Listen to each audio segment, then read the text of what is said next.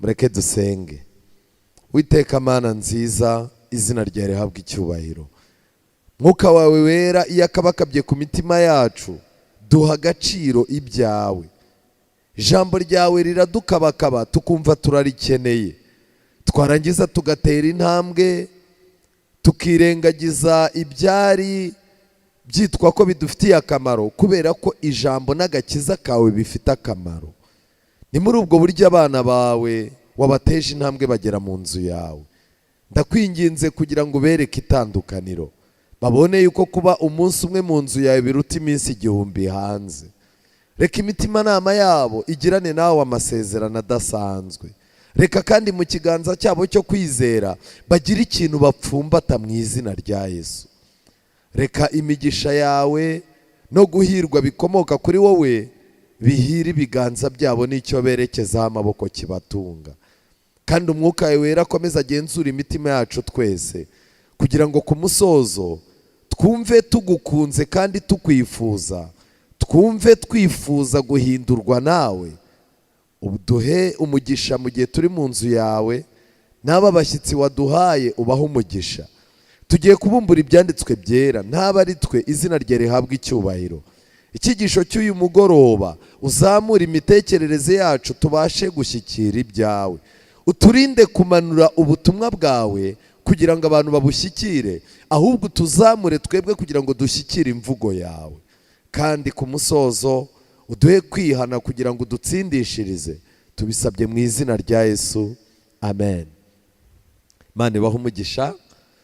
Tuze kubasaba mu kanya gatoya nidusoza turaza kujya hariya, hari impano, hari abasanzwe bahabwa ibyigisho, ariko namwe hari impano twabageneye, ubwo ubishinzwe abe arimo kuzitegura.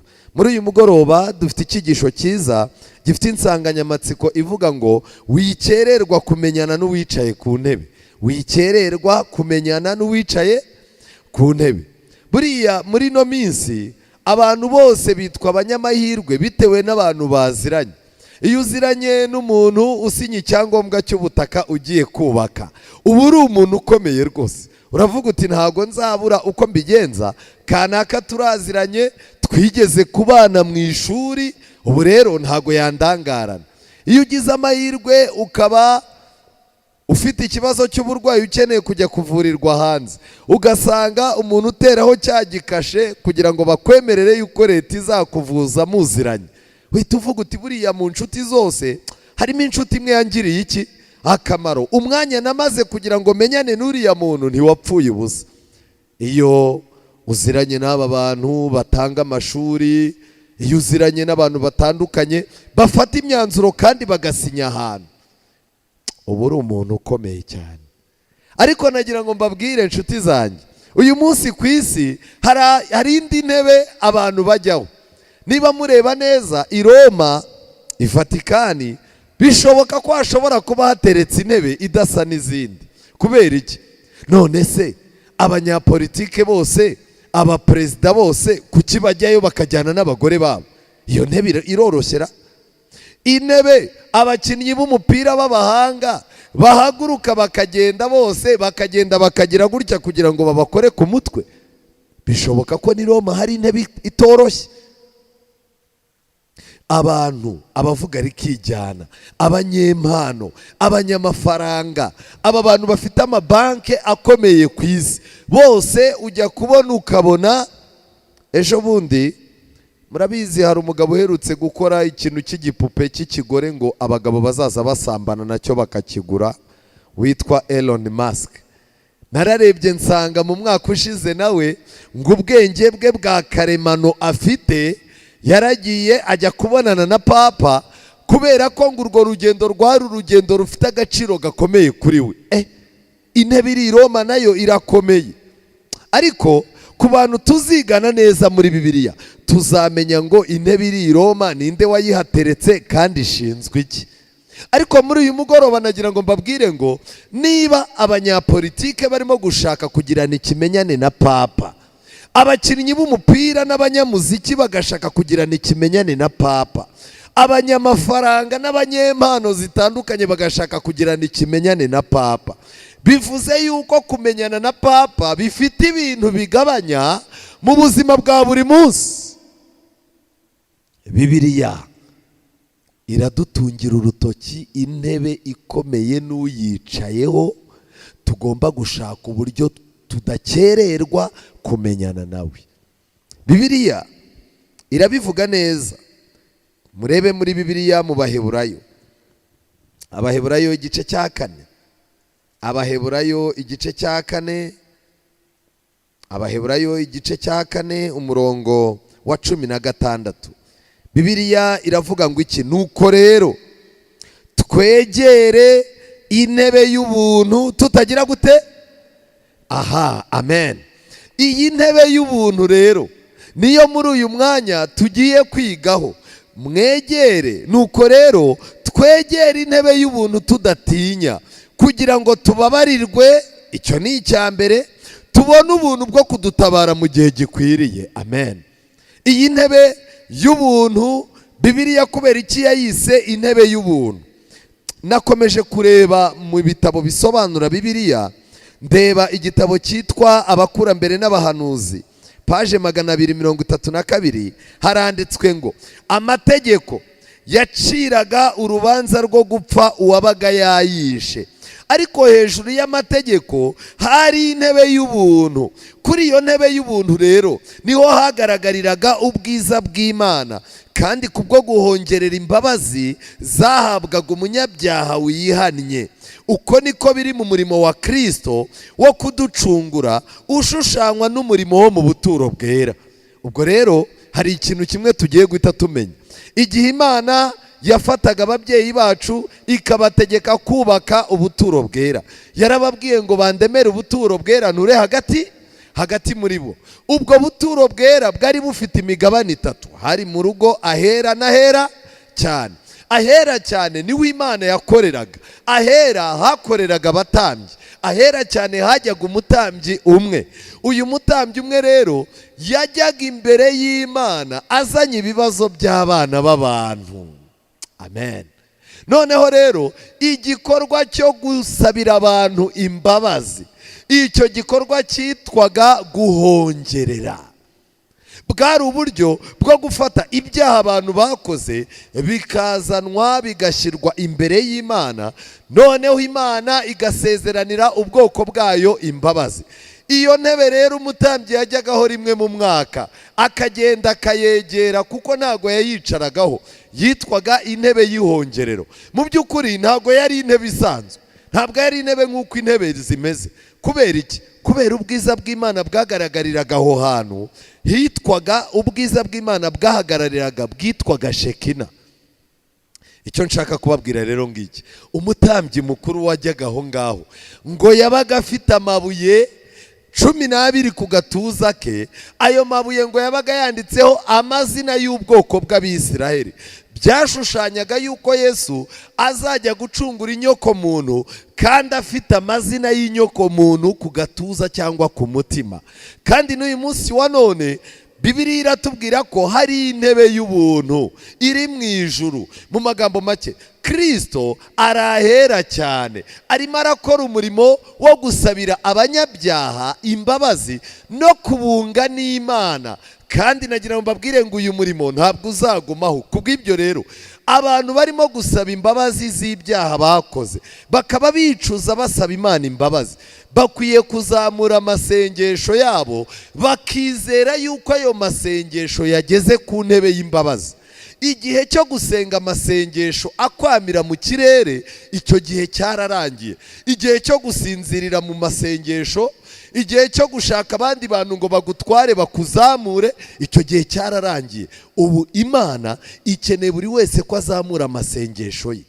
Iyi ntebe y'ubuntu muri icyo gitabo kuri paje 234 haranditswe ngo umutambyi mukuru yahongereraga Abisiraheli imbere y'intebe y'ubuntu, kandi Imana yavuganiraga nawe mu gicu cy'ubwiza.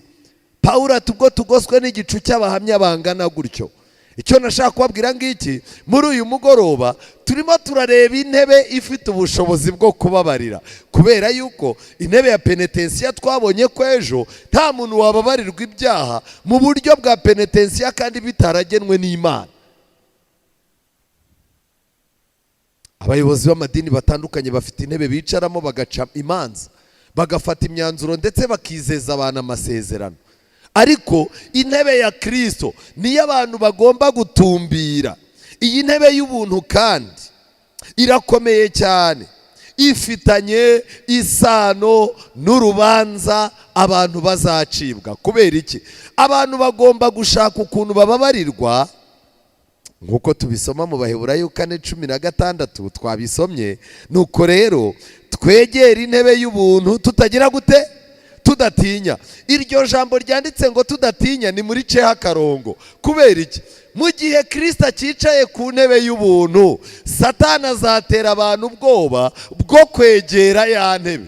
Ariko mu gihe Kristo azaba yahagurutse, Satani nibwo azabwira abantu ngo noneho nimugende. Ariko ndagira ngo mbabaze abize amateka ya Bibiliya, ese Kristo namara guhaguruka ku ntebe y'ubuntu, ndashaka kubabaza ko aribwo abantu bazaba bahugutse ngo babonye umwanya hari icyo azaba agikoze?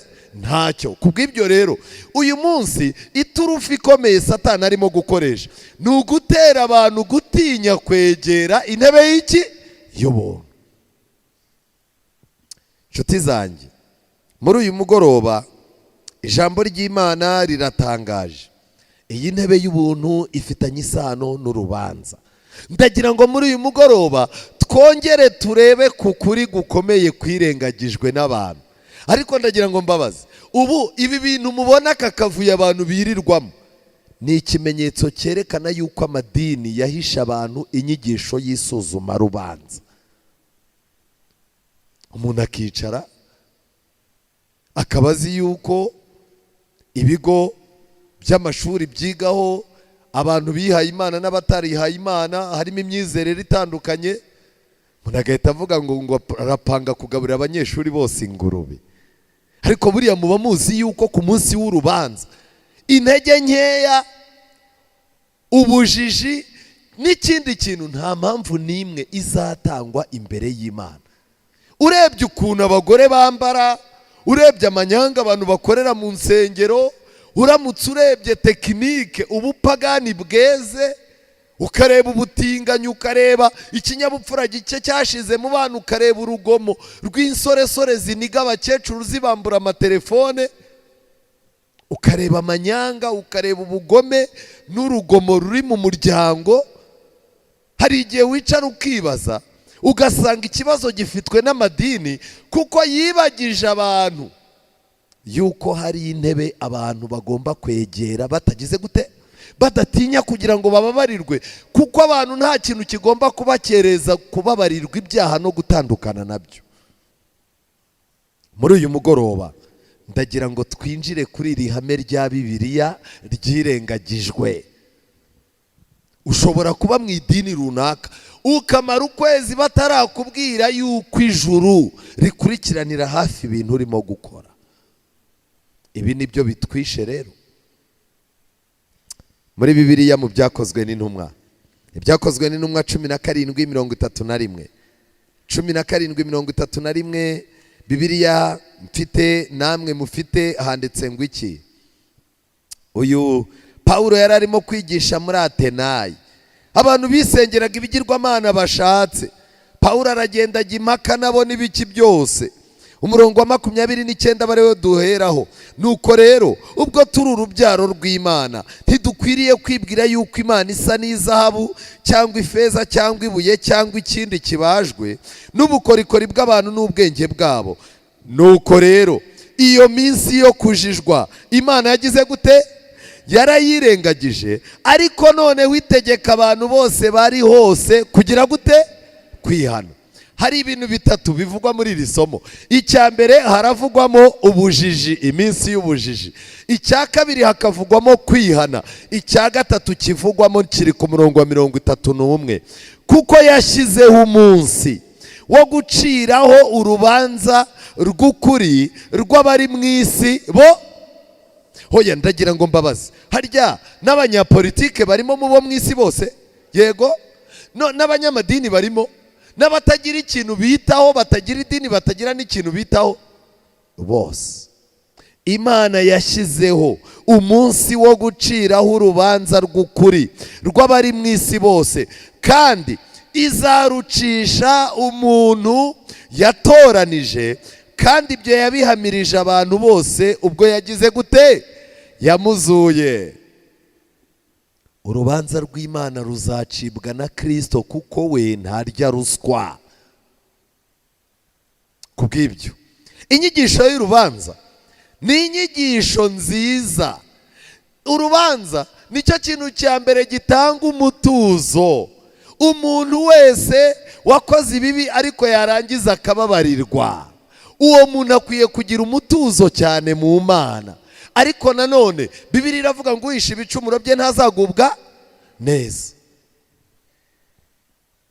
Ikintu gikomeye nagira ngo mbabwire ni iki ngiki.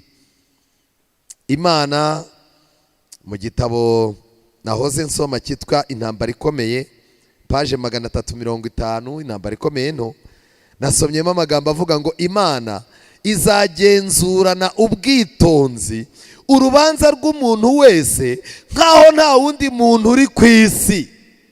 Ayo magambo nayasomya ntera ubwoba. Imana nijya guca urubanza iziga dosiye ya buri muntu nkaho nta wundi muntu ugize gute? Uri ku isi. Kubera iki? Ndagira ngo mbabwire ngo urubanza rw'umuntu rukurikiranwa hatitaweho gurupe y'abantu agendana nabo. Ntabwo wakwicara ngo uvuge ngo ngewe Mana ibi binakoze ni Musoni wabinteraga. Musoni agomba kubazwa ibye nkaho yabaga ku isi ari wenyine, nawe ukabazwa ibyawe nkaho wabaye ku isi uri we wenyine. Icyo nashaka kubabwira ngiki, Bibiliya ifite ibintu ivuga. Murumva yuko iyo dutangiye kwiga ibigendanye n'urubanza, umutimanama uhita utangira kudushinja ibibi byacu.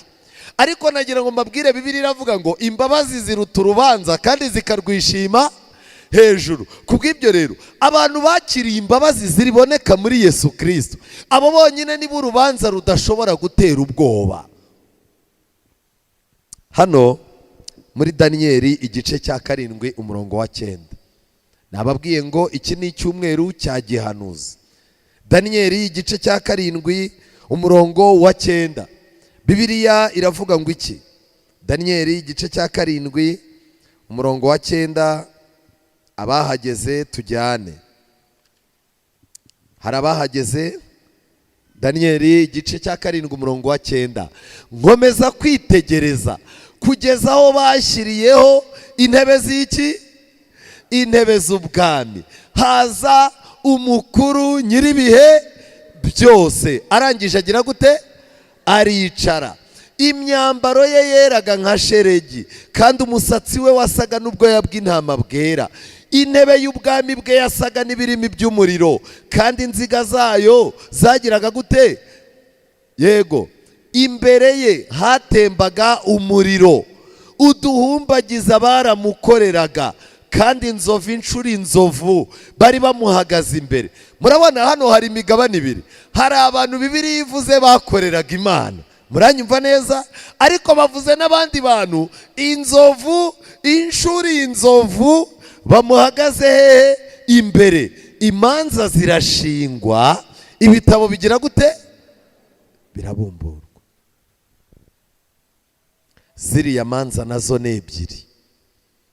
Urubanza rumwe ni urw'abantu bakoreye Imana, urubanza rundi ni urw'abantu batigeze bashakira Imana umwanya na rimwe.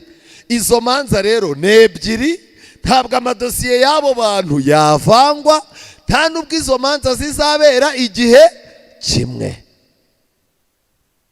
Iki kintu kirakomeye. Nshuti z'Imana, nagira ngo mbabwire ngo abari muri Kristo Yesu ntateka bazagira gute? Bazacirwaho. Ndagira ngo mbabwire ngo ab'isi ntimukabishinge, kuko urubanza rwabo n'urwanyu ntabwo ari bimwe. Ikindi kandi ntiruzacirwa kimwe, n'amaherezo yanyu n'ibizarebwaho ntabwo ari iki? Ntabwo ari bimwe. Icyo nashaka kubabwira ngiki, umukuru nyiribihe byose azicara abantu bazaba barabayeho mu bihe byose bakagirana umwanya nawe wihariye, uru rubanza nta kintu ruzaba rubabwiye, nta kintu ruzabatwara. Ibanga ririhe rero? Ni ugushakira Imana umwanya kugira ngo umenyane nayo hakiri kare, aho kugira ngo uzamenyane nayo ku munsi usoza. Ariko icyo nakwifurizaga ni kimwe: shaka umwanya wo kumenyana n'Imana. Hari ibintu byantangaje cyane.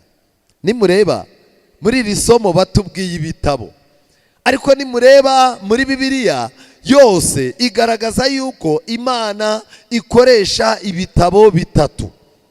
Igitabo cya mbere ni igitabo cy'urwibutso, igitabo cya kabiri ni igitabo cy'urupfu, igitabo cya gatatu ni igitabo cy'ubugingo. None se igitabo cy'ubugingo cyatangiye gukoreshwa ryari? Ibyahishuwe. Twinjire mu Byahishuwe igice cya 13 umurongo wa 8. Ibyahishuwe 13 umurongo wa 8. Abari mu isi bose bazayiramya umuntu wese izina rye ritanditswe mu gitabo cy'ubugingo cy'umwana w'iki? Watambwe uhereye ku kuremwa kw'iki? Adamu akimara gucumura agasaba Imana imbabazi akababarirwa nayo, izina rye ryakomerejwe mu gitabo cy'ubugingo. Icyo nashaka kubabwira ngiki rero, iki gitabo cy'ubugingo gifitanye isano n'ibyo Yesu yakoreye inyoko muntu. Bivuze ngo iki rero? Utizera uwo mwana ntashobora gukira, ntashobora no kugira ahantu yandikwa mu gitabo cy'ubugingo. None muri bumbaze ngo amadini atemera Yesu nk'umwami n'umukiza bizayagendekera gute? Imana izabiyereka, abazabiha agaciro bazamenya umwami Yesu, abatazabiha agaciro bazabura ubuzima. Muri uyu mugoroba ndagira ngo mbabwire yuko ibi bitabo bitatu buri cyose gifite impamvu cyandikwamo. Muri uyu mwanya ndagira ngo tuze kwisuzuma mu minota mike dufite, buri muntu wese arebe aho arimo kwandikisha muri ino minsi ubuzima bwawe uko ubayemo muri uyu mujyi. Abaririmbyi baraturirimbiye ngo tube mu mujyi ariko twirinde ingaruka n'ibibazo biba mu mijyi. Bati Aburahamu yabwiye Imana yuko n'abantu 50 yababona, atariko n'abantu 30 bagize gute? Siko mwaririmbyera n'abantu 30 barabuze. Icyo nashakaga kubabwira rero ngiki, ibi bitabo byose, ubu buzima tubayemo muri uyu mujyi, uko twitwara, uko tubayeho, bifitanye isano n'ibi bitabo uko ari bitatu. Reka tubanze turebe. Igitabo cya mbere ni igitabo cy'ubugingo. Iki gitabo cy'ubugingo, igihe Imana yabonaga Mose, Abisirayeli bamujujubije, Abisirayeli bamaze kunanira Imana, Mose Imana yaramwegerera amubwira iti rero aba bantu reka mbareke, aba bantu reka mbareke, wowe ngufate nguhindura ubwoko bukomeye, aba mbareke bapfe, kuko ni ubwoko butagonda ijosi. Aba bantu barananiza guturuka mbakura mu Egiputa, bananiza kugeza uyu munsi. Mose arangije abwira Imana ngo Mana, ntago bibaho, aba bantu ukwiye kubababarira, nutabababarira unkure mu gitabo cy'iki? Mose iminsi yabanye n'Imana uko yayisabaga imbabazi, nubwo Mose yajyaga agwa mu bibi, ariko igihe cyarageraga agasaba Imana ngo imuhanagurire ibyo byaha bye kugira ngo akomeze yezwe nayo. Mose yagiye aca mu rugendo rugoranye, ariko umutimanama we wahamanyaga n'uw'Imana yuko yanditswe mu gitabo cy'iki? Cy'ubugingo. Kirazira gukorera Imana utazi yuko wanditswe muri iki gitabo. Iki gitabo cy'ubugingo rero cyanditswemo amazina y'abantu babyawe ubwa kabiri. Ngiyo kondisiyo ya mbere, kuko ufite uwo mwana aba afite n'iki? N'ubugingo. Kubyarwa ubwa kabiri se ni iki? Ni ukubyarwa n'amazi n'umwuka, ni ukuvuka ku ijambo ry'Imana uko bwije n'uko bukeye. Amazina y'abantu bavutse ubwa kabiri kandi barangiza bakinjizwa mu murimo w'Imana. aba bantu bafite amahirwe bitewe nuko no mu minsi y'imperuka, imperuka nta kintu izatwara mbene abangaba. Daniyeli 12. Nababwiye ngo turi mu cyumweru tuzaza dukunda gukoresha Daniyeli n'ibyahishuwe. Daniyeli 12 umurongo wa mbere. Maze icyo gihe Mikayeli wa mutware ukomeye ujya uhagarikira abantu bawe azahaguruka. Hazaba ari igihe cy'umubabaro utigeze kubaho, uhereye igihe amahanga yabereyeho ukageza icyo gihe. Nuko icyo gihe abantu bawe bazaba banditswe mu gitabo. Bazagira gute? Kurokoka mu minsi y'imperuka bizaba bifitanye isano n'igitabo cy'iki cy'ubugingo. Aho kugira ngo twicare tujye ku mateleviziyo, dufate ama YouTube channel dusome, twirirwe duhiga ibintu by'amabanga n'ibiki byose. Ubu mwari muzi ko hari abantu bahora bacungana n'umubare wa 666 ngo bamenye ubuhanuzi aho buva naho bujya, kandi amazina yabo atanditswe mu gitabo cy'iki cy'ubugingo. Mutekereza ko aba bantu bazarokoka? Ntibishoboka. Reka mbabwire bantu b'Imana, kurokoka kwacu ntabwo kuzaturuka mu bitabo byinshi twasomye no mu bumenyi dufite mu buhanuzi. Kurokoka kwacu bifitanye isano gusa no kuba warabyaye ubwa kabiri, ukinjira mu murimo w'Imana, Kristo akandika izina ryawe mu gitabo cy'iki cy'ubugingo. Ibyo byonyine, abataraho nta kurokoka. Iyo ndebye ibi bintu rero bintera ubwoba, nkibaza ngo ko tukiri kure cyane. Iki gitabo cy'ubugingo kirakomeye cyane. Reka tugiye ku kindi gitabo cy'urwibutso. Reka ngira ikintu mbabwira, umuntu utanditse mu gitabo cy'ubugingo ubundi se yakwibukwaho iki? Mu magambo make, iyo wanditswe mu gitabo cy'ubugingo, Imana ibumbura ikindi gitabo cya kabiri cyitwa icy'urwibutso. Mu magambo make, umuntu utari umuntu w'Imana, ibyo akora byose nta hantu byandikwa nubwo byaba ari byiza, kubera ko igitabo cy'urupfu n'umuzuko n'imibereho ya Yesu nicyo kiduhindukira impapuro zandikwaho ibyo twakoze. Kuko Imana ntizandika ikintu umuntu yakoze yikoresheje cyangwa akoreshejwe n'iyindi mpamvu itari amaraso ya Yesu Kristo. Icyo kintu nta hantu kizandikwa. Niba nahagurutse nkaza kubwiriza mfite izindi mpamvu zinsunika zitari icyo Kristo yakoze ngo kiba ari cyo gisunika umutima wanjye, ibintu byose wakora nta hantu byagira gute byakwandikwa. None ndashaka kubibariza, mubona tumaze kwandikisha ibingana gute? Niba umuntu utarabyarwa ubwa kabiri, ibintu akoze nta hantu byandikwa, turajyahe? Iki gitabo cy'urwibutso cyandikwamo ibikorwa byiza by'abubaha Uwiteka bakita ku izina rye. Amen. Ibikorwa by'abantu bubaha Imana bakita ku izina rye. Uyu mugabo natugire muri Maraki igice cya 3 umurongo wa 16. Abubaha Uwiteka iyo babaga barimo kuganira, ngo Uwiteka yarazaga akagira gute? Akabegera. Ariko mfite ubwoba abantu bubahaga Uwiteka bo mu bihe byashize bameze nk'abubaha Uwiteka bo muri ibi bihe. Ese iyo tuganiriye twasuranye tuvugana ibiki?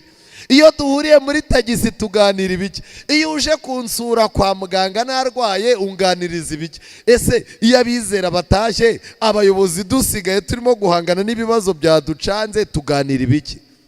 Maze abubahaga Uwiteka bagiraga gute? Baraganiraga, Uwiteka agatega amatwi akumva. Iyo abana b'Imana bagiye kuganira, ijuru riravuga riti kuba bahuye ubwabyo ni ibintu bidasanzwe, kuko ubundi Satani ntaba ashaka yuko abubaha Uwiteka bagira gute? Bahura. Reka mbahe urugero, ntitwabuze umwanya wo gusurana. Nari nagusura muyobozi, nari nagusura. None se ubutekereza ko umamagaye uri bunguriza amafaranga ntahagera? Nahagera rwose. Ubu ngubu reka ngira ikintu mbabaza abantu batazi iwanjye. Ubu ndamutse nguhamagaye nkakubwira ni hari akabanza bagiye gutangira ubuntu ruguru y'iwanjye, iwanjye wahamenya? Ntiwahamenya. Rero kubw'ibyo abantu bubaha Imana, Satani azakora agashya yo gutuma bahura. Ariko nibiba ari ubuyobe, bagire gute? Mu buyobe bahure. Abubaha Uwiteka baraganiraga, Uwiteka agatega amatwi, yarangiza akavuga ngo nkurikije ibyo nakoze mu mitima yabo, nkurikije ubuhamya bw'ibyo basomye, ibintu bagiye kuganira n'ibintu bikomeye. Imana igahamagara abamarayika ngo mutegure ibitabo by'urwibutso. Abamarayika mbere yuko tubumbura iminwa bategura ikaramu kugira ngo hatagira ijambo rigira gute, kuko abantu b'Imana babiri bagize gute, barahuye. Hari igihe marayika ashaka icyo yandika akakibura. Musoni asuye kanaka, ageze abamarayika bati abarayiki babiri bagize gute, barahuye. Buriya bagiye kuganira ibintu by'umurimo n'uburyo bakiza imitima. Marayika agafata ikaramu agategereza ikintu cyandikwa akagira gute, akakibura. Umwe agatangira ati ku kazi byaranze, undi yarangiza ati kanaka ngendaho, undi yarangiza ati ngewe nsigaye numva ibintu byo gusenga bibishye, abantu barapaganye, urabwiriza ntibumve. Abamarayika bajya kumva bakumva, undi aravuze ati abantu babaye ibipfa amatwi ntibacyumva. Ubwo urimo uravuma bizera. Mu bintu muzitondera, ntihazagire umuntu uhagarara ku ruhimbi ngo narangiza yaturireho abantu b'Imana ibintu bibi. Ibintu waturiye ku bantu b'Imana buracya bikazaza bikubaho. Iyo uvuze abantu ngo ariko abantu bahako mbona mutumva, Satani akora agashya buri munsi, wazaza uhagarara ukabona ntibagize gute, ntibumva. Akanwa k'umutambyi kagomba kurinda amagambo agasohokamo. Niyo mpamvu Yesu ari ku musaraba, Satani yaramushotoye cyane ngo kugira ngo Yesu avume abantu, kubera ko Yesu yari umutambyi mukuru. Umutambyi mukuru iyo yatangaga umuvumo, ishyanga ryarawakiraga. Iyo yatangaga umugisha, ishyanga ryarawutangaga. Satani arangije abwira abadayimoni ati mumucokoze apfa bavumye. Ariko ngo Yesu mu munota wa nyuma, aho kugira ngo abavume, yaravuze ngo data ubabare ko batazi icyo bagize gute. Arangije ahita avuga ngo data mu maboko yawe niho nshyize ubuzima bwanjye. Ni ukuvuga ngo Yesu iyo atuvumira ku musaraba twari kuba tuvumitse, kuko yari umutambyi mukuru. Jya witondera ikintu ugiye gusohora. Igitabo maze abubaha Uwiteka bakaganira, Uwiteka agatega amatwi akumva. Igitabo kikandikirwa imbere ye cy'urwibutso rw'abubahaga Uwiteka bakita ku izina. Ngicyo igitabo cy'urwibutso. Hari abantu badafite ibintu bizibukwa. None se niba uza mu nzu y'Imana uzanye amatiku, ukabuza ubuje gucanganyukisha abantu, ibyo bintu byazibukwa ngo bimare iki? Hari abantu bamaze imyaka mu nzu y'Imana batagira ikintu na kimwe cyakwibukwa. Muri iki gitabo, mu gitabo cy'intambara ikomeye, mu cyigisho cyitwa isuzuma rubanza, handitsweho yuko muri iki gitabo cy'urwibutso amagambo agaragaza kwizera abantu b'Imana bavuze yandikwamo. Kwa kundi ubona abantu bacitse intege, ndagira ngo mbabwire ngo amagambo Yosuwa na Kalebu bavuze, abantu bose barimo kurira, abatasi b'abacantege barimo kuvuga bati rwose Imana nayo irashaka kutwica nabi, uba ahantu irimo kutujyana irabona tuzajyayo tukamara y'iki. Yosuwa yarahagurutse, abaturage batangiye kurira, abagore barimo kwivovota. Yosuwa arahaguruka avuga ijwi rinini we na Kalebu. Kalebu arangije aravuga tumva, aba bagabo nubwo babaciye intege, ariko mwikwiheba haracyari ibyiringiro. Abantu batega amatwi. Arangije arababwira ati ntimurebe icyo gihugu twatase, Uwiteka apfa kuba atwishimira gusa, icyo gihugu turagitsinda.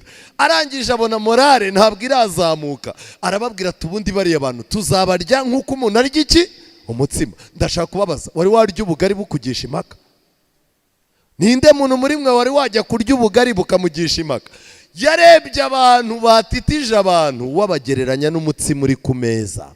Hanyuma arababwira ati iki ni ikibazo toto, ahubwo mwirinde mwumvire Imana kugira ngo bitaturushya ibi bintu, kuko biroroshye Imana yabyoroheje. dukeneye rero abantu nk'abo basubizamo abantu ibyiringiro, bajya gusura abantu bakennye, bajya gusura abantu bakuwe mu nzu babagamo. Umuntu w'Imana ukaza ukamubwira uti ibi bintu nubwo bikugoye ariko Imana yakwambukije izongera igire gute?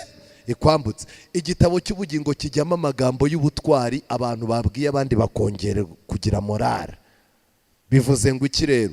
Niba usura umuntu ugiye kumwongerera intege nke, ntago bijya mu gitabo cy'urwibutso, ni mu gitabo cy'urupfu.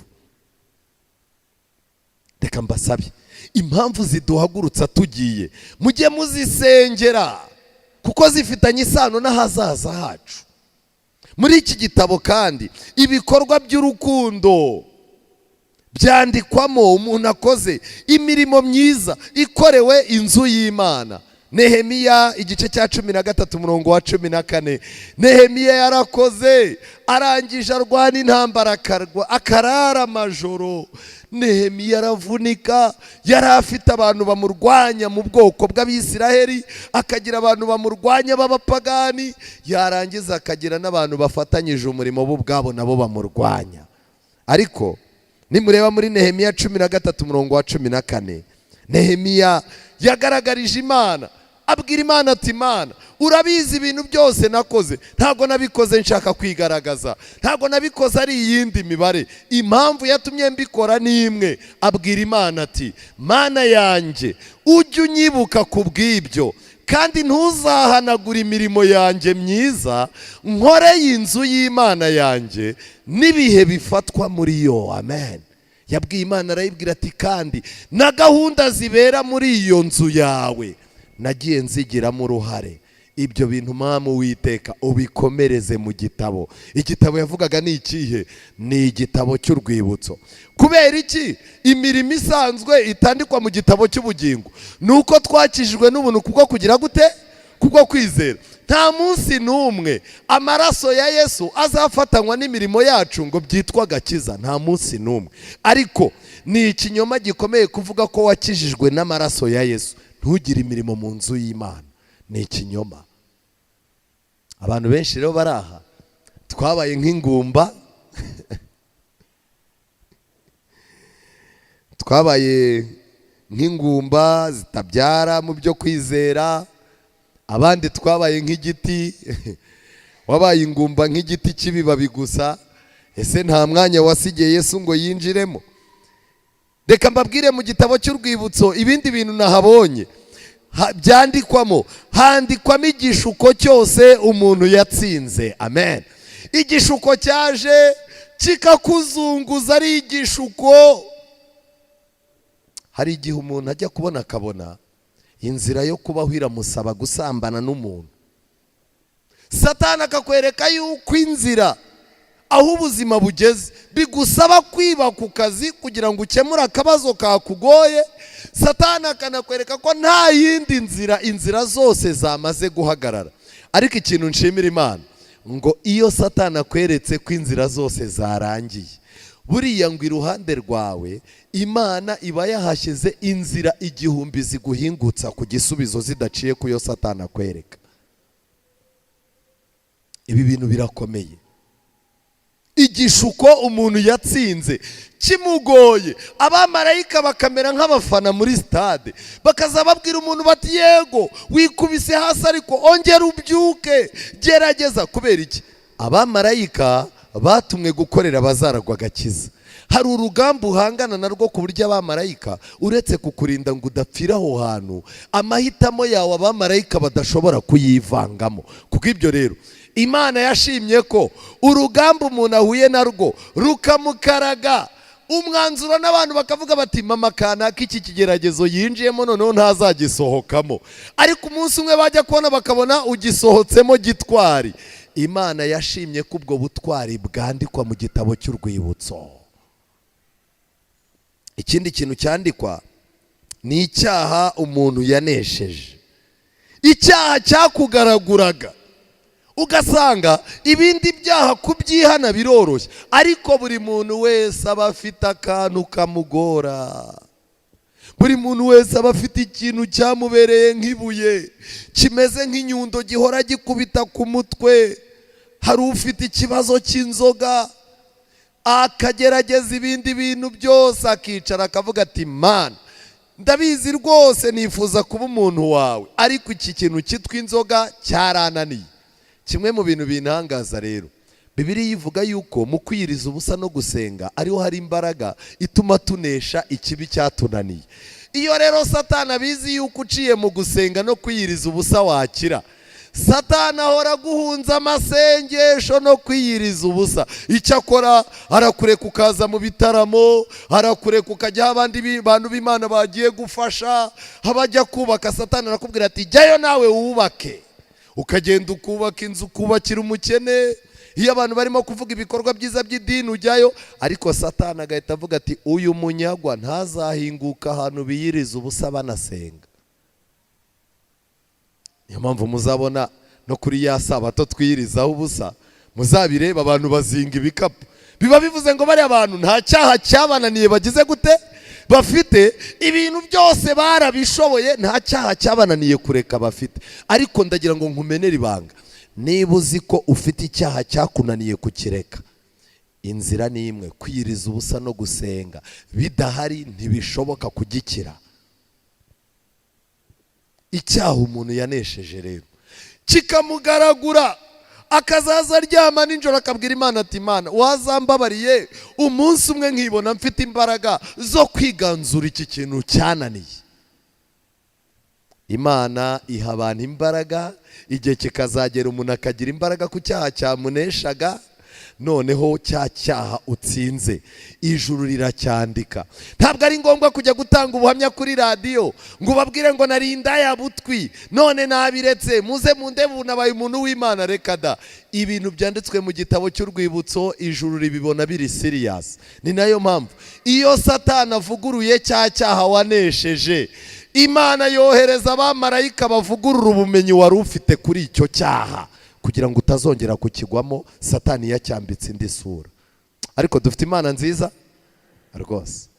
Ibi nibijya mu gitabo cy'urwibutso, ijambo rihumuriza abandi, umurimo w'ubwitange. Ariko ikindi kintu cyandikwamo umubabaro n'agahinda umuntu w'Imana yihanganiye ku bwa Kristo. Buriya murabizi, umuntu iyo akijya kumenya Imana hari imibabaro imukurikira. Bene wanyu baratangira bakagutesha agaciro. Ku kazi wajya kumva boss aravuze ati rero ubwo watangiye kuzana ibintu byo gusenga, akazi kagiye gupfa. Hitamo ibintu bibiri, akazi kanjye cyangwa gusenga. Ukagira ngo buri buke yemere. Mu gitondo akaguhamagara ati ndashaka umwanzuro, akakwirukana. Wari ufite umurwayi, wari ufite iki, warangiza ukicara, Satani akakwegera ati ariko aho gupfa none ko wapfa ejo bite byawe. Ariko abamarayika b'Imana bakakubwira ngo emera uneshe, nesha kuko hirya hari ikintu Imana izakora. Nibwo uzajya ubona umuntu aragarutse. Baherutse kumbwira umuntu, ni umuntu w'inshuti yanjye, ariko ntabwo nari nzi ko ubwo butwari yabugize. Yagiye ahantu mu kazi atsindira ku manota menshi, ni umuhanga wo mu rwego rwo hejuru, nabo bari bamukuye ahandi ngo bamukeneye. Arahagera akubita ikizami, bashyiramo ibimenyane, basanga n'ubundi nabi ibimenyane bose yabarushije. Ese ubwo umuntu ujya kugira amanota 90 wamurya amanota abandi bari muri 60 30. Arangije bahita bamubwira bati rero sinya. Baramurebye mu maso baramutinya. Buriya hari umuntu ureba ukabona ari buguhagame, usanzwe urya ruswa, usanzwe ucishamo abantu imyeyo, ariko avuga uti yarampagama. Baramurebye babona ari buhagame, baravuga bati tambuka. Barangije bamuzanira kontra, arasinya. Yabanzaga gusoma, amaze gusinya barangije arababwira ati ariko hari ikindi kibazo njya mbaza mbere yuko nkora. Bati se ni iki? Ubundi abandi baniyo babonye akazi ugerageza gutuza mu mutwe, ukazaza utubazo ugenda utuzamura. Akabazo ka mbere ukazamura nk'ukwezi kwa mbere gushize, akabazo ka kabiri ukakazamura hashize amezi 3. Ubu hari abantu bari mu kazi bafite ibibazo batinye kubaza bakaba bakamazemo imyaka 5. Ubwo yarahageze ahasanga harimo abadivantisiti bakora ku isabato bamaze kwiyakira, ku buryo bazinduka bakaza mu materaniro 2:30 3, akanyarukira ku kazi saa 5 ntumubone ukagira ngo yagiye kubwiriza, saa 7 akagaruka muri korari mu ndirimbo, kubita indirimbo agakubita ijwi ukavuga uti uyu muntu rwose. Akimara kugerayo arababaza, baramubwira bati rero ibibazo ufite ubushake bagenzi bawe ubaza. Aragenda ajya guhamagara umuntu basengana, aramubwira ati rero nakoze ikizamini natsinze akazi rwose, bamaye poste, asanga ni poste yo hejuru. Arangije amaze ati ibintu by'isabato hano bimeze gute? Undi arangije atumva rero ibyo bikabyo bigabanye, ahangaha natwe twariyakiriye ati ubu twebwe nta n'ahantu wahera ubibaza. Arangije baramubwira bati we tuza, uzaza ugenda wumvikana na bagenzi bawe cyangwa se bizagenda binaza gake gake, ariko we banza winjire mu kazi kagora isaba. Arangije asubirayo, abarabahamagaye arababwira ati ko ntajya nkora ku isabato. Barangije bati se utekereza ko ari we wenyine ntabo musengana bakora ahangaha? Arangije arababwira ati hoya nge ntago ngendera ku bandi. Bati rero niba ukora urakora, niba udakora hano nta mishyikirano ihaba, mubinsubize bya bipapuro. Barabimusubiza, arangije arabifata arabica, arababwira ati murakoze cyane. Yasize abiciye ibintu yari amaze gusinya arisohokera. Uyu munsi wa none afite akandi kazi keza, kandi noneho yakagiyemo barimo kumubaza ngo kugira ngo dukorere birasaba iki. Icyo nashaka kubabwira ngiki, hari imibabaro igendana no kumenya Imana. Iyo mibabaro rero mu gitabo cy'urwibutso irandikwa, kubera ko wemeye kwifatira icyuma mu ijosi kubw'umwami Yesu, birandikwa. Dawidi yavuze uburyo Imana yacu ari nziza muri Zaburi 56. Zaburi 56 umurongo wa 8. Dawidi yagaragaje uburyo Imana yita cyane ku bantu bayo. Imana yita ku bantu nubwo baba bari babi nka Dawidi, barangiza bakihana. Imana yita ku buzima bwabo kandi yarangiza ikabukurikirana. Zaburi 56 umurongo wa 8. Mbese gukiranirwa kwabo kuzabakirisha Mana, tsinda amahanga hasi n'umujinya wawe. Umurongo wa 9. Ubara kurorongotana kwanjye, ushyira amarira yanjye mu icupa ryawe. Mbese ntiyanditswe mu gitabo cyawe? N'amarira y'abantu b'Imana aragenda agashyirwa mu gitabo. Uzirinde kumena amarira y'abantu b'iki? B'Imana. Uzirinde kumena amarira y'abantu b'Imana. Buriya niyo ubonye ameneka gutya, kubera ko nta hantu yajya kurega, wamuguze mu nzego z'ibanze, wamuguze ku murenge, amagambo n'ibyo yasomye ntibimwemerera kuza gutera induru. Nawe ufite ibihamya by'ibinyoma wakoze n'abagabo b'ibinyoma, warimo aricara akavuga ngo mu ijuru hari Imana yitegereza. Aya marira y'umuntu w'Imana ntameneka hasi. Iyo agiye kurira Imana itega icupa. Ku munsi usoza amateka y'isi, abantu bazabazwa amarira y'abantu b'Imana. Imana urayikinisha, uva hamwe werekezwa ahandi, uteshwa agaciro uva hamwe ujya ahandi. Uko kurorongotana Imana ishyiraho abamarayika babyandika. Ariko dufite Imana nziza ifite igitabo cy'iki cy'urwibutso. Ariko nagira ngo mbabwire, ibyo bintu nibyo byandikwa gusa, kandi byandikwa ku muntu wamaze kubyarwa ubwa kabiri. Umuntu utarabyarwa ubwa kabiri, imvune ze n'iminaniro ye byitwa imvune z'abahanzi. Ntimujya mubyumva babiririmba ngo imvune z'iki? Ngo izo ni imvune z'abahanzi.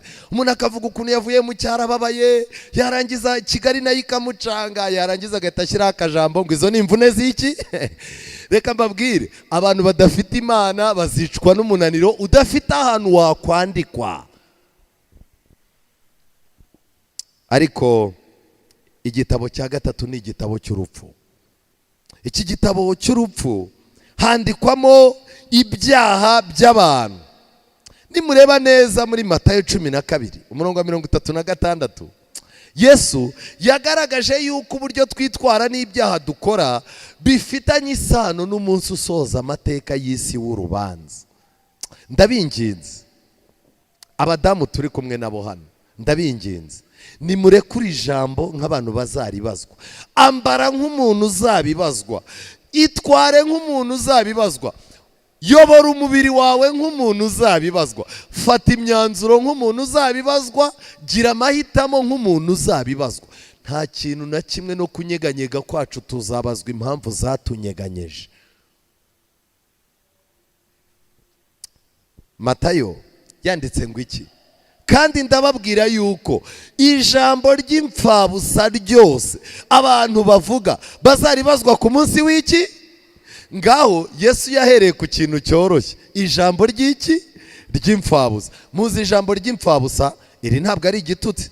Igitutsi kiri ukwaryo, ni rya jambo umuntu yicara akabwira undi ngo ugiye he, agahita avuga ngo sinzi iyo ngiye ruguriye. Iryo ni ryo ryitwa imfabusa. Mu by'ukuri aho ugiye urahazi, kuko usize ubwiye umugore wawe ngo ngiye kwa Petero hano ruguru, ariko kubera ko ugeze ku muhanda umuntu akakubaza udashaka ko amenya ibyawe, sinzi iyo ngiye ruguriye.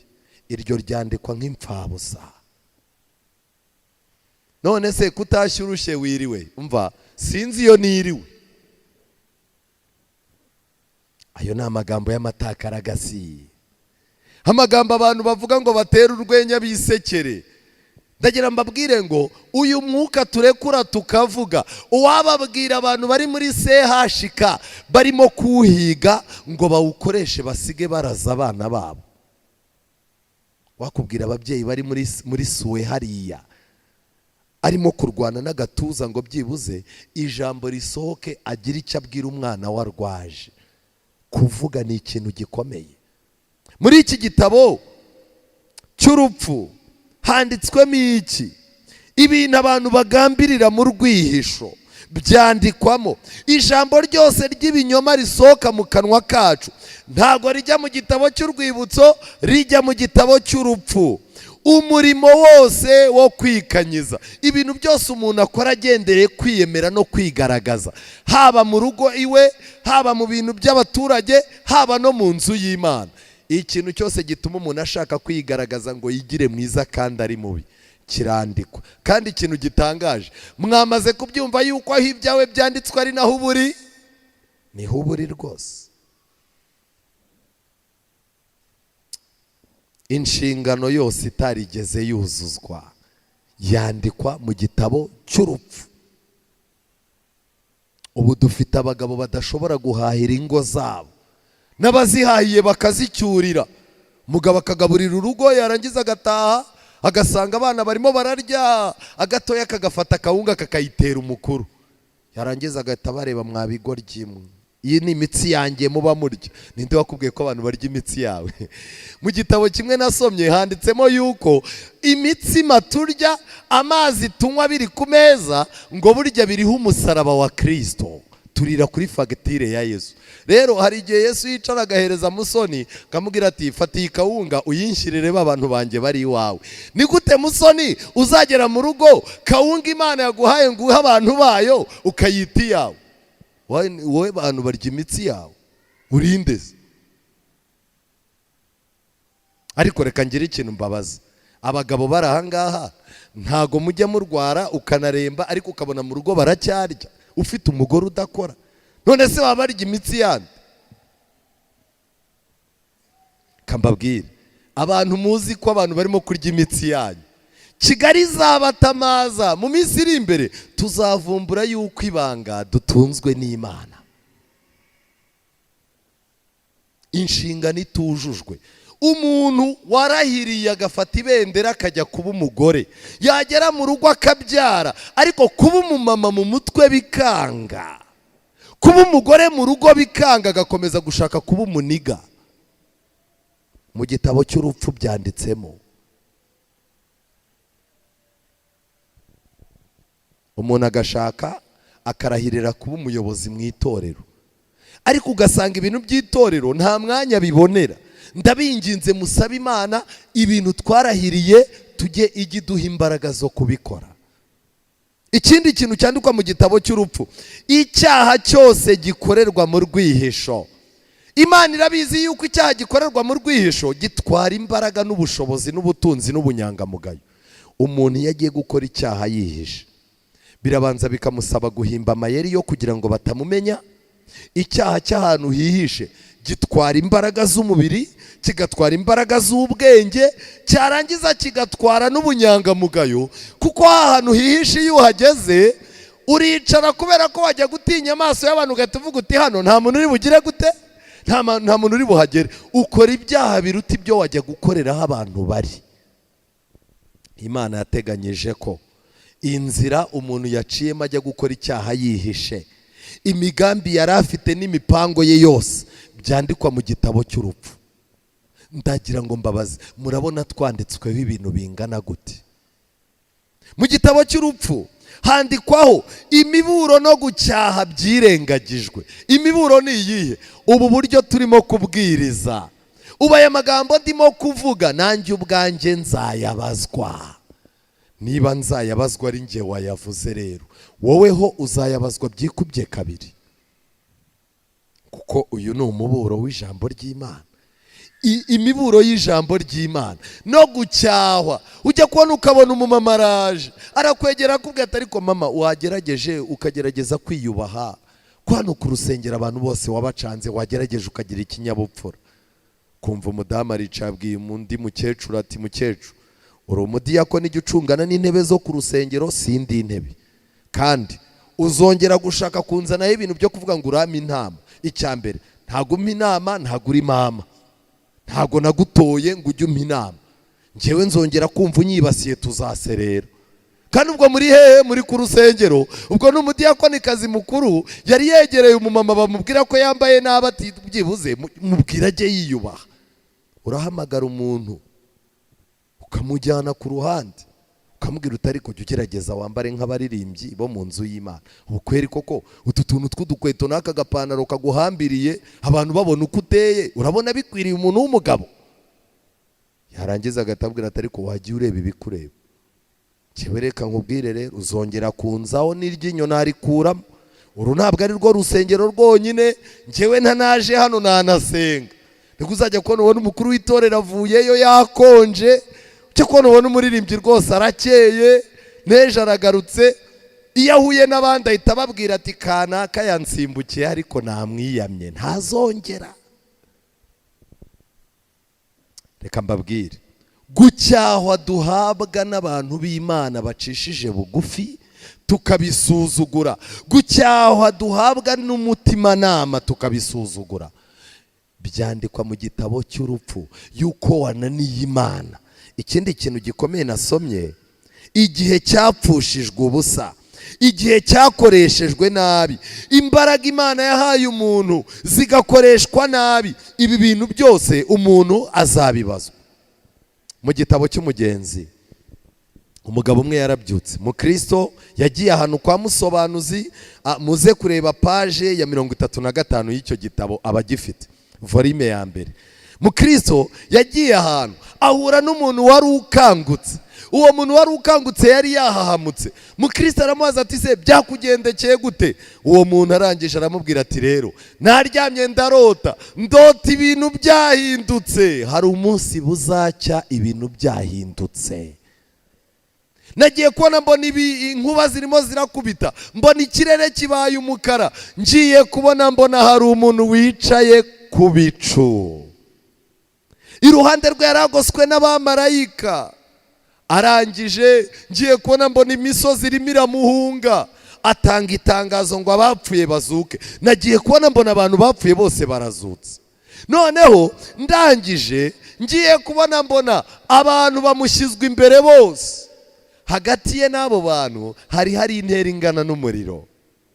Nagiye kubona mbona abumbuye igitabo, abantu bose baracyitegereza. Ntago habumbuwe ibitabo, habumbuwe iki? Nagiye kubona mbona bahamagaye abantu, barabahamagara, abantu bagenda bitaba. Ntegereza izina ryanjye ngira gute? Ndaribura. Nagiye kubona mbona abandi baragiye, nsigara nibaza aho ndi, nsigara nibaza impamvu nsigaye. Ndangije ndashiguka ndakanguka. Mukristo uwo bari kumwe aramubaza ngo ibi bintu umenye icyo bisobanuye? Mukristo arangije avuga ngo ndabisobanukiwe. abantu bazatungurwa n'urubanza, abantu bazatungurwa n'umunsi w'imperuka. Kubera iki? Kubera yuko abantu bazaba bafite ikibazo gikomeye. Murasanga mu Byahishuwe, Ibyahishuwe igice cya 6, Ibyahishuwe igice cya 6, imbere isi yose igomba kugabanywamo imigabane 2.